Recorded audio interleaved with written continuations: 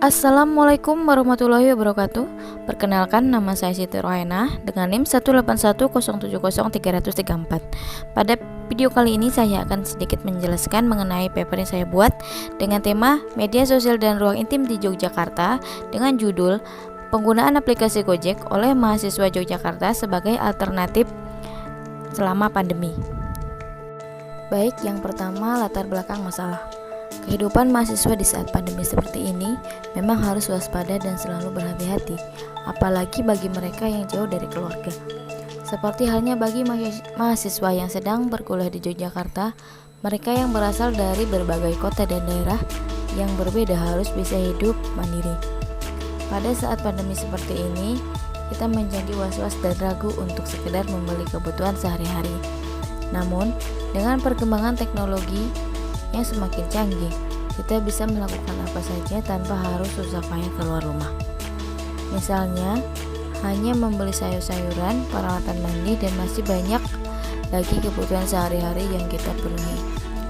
Gojek merupakan salah satu aplikasi yang di dalamnya terdapat fitur-fitur yang dapat memenuhi kebutuhan manusia. Gojek didirikan oleh Nadiem Makarim pada tanggal 13 Oktober 2010.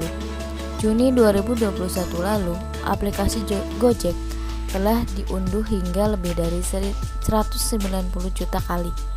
Riset dari Lembaga Demografi Fakultas Ekonomi dan Bisnis Universitas Indonesia memperkirakan kontribusi ekonomi ekosistem digital Gojek dan GoTo Finansial menjadi 1,6% dari PDB Indonesia, atau sekitar 249 triliun di tahun 2021. Kontribusi ekonomi ini meningkat 60% dibandingkan tahun sebelumnya.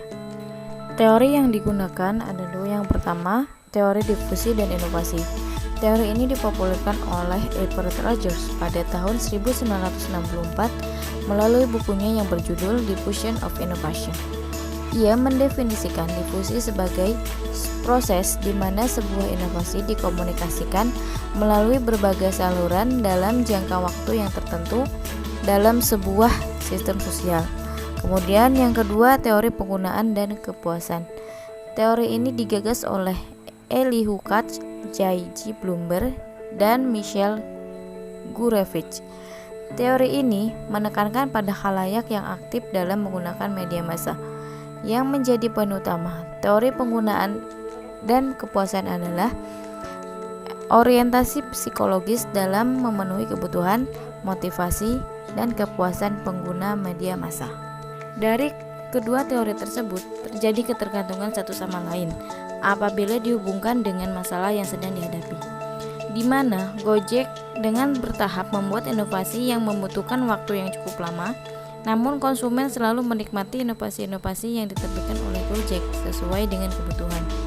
Hal ini akan meningkatkan nilai penggunaan aplikasi Gojek dan nilai kepuasan yang dirasakan oleh konsumen itu sendiri. Seperti yang telah dijelaskan, perekonomian tahun 2021 meningkat 60% dari tahun sebelumnya. Gojek memberikan kesempatan kepada UMKM dan driver ojek untuk ikut berpartisipasi dalam memanfaatkan fitur-fitur yang ada dalam aplikasi Gojek.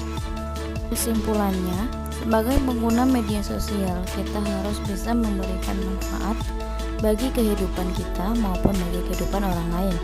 Karena setiap detik, menit, jam, kita tidak bisa lepas dari yang namanya media sosial.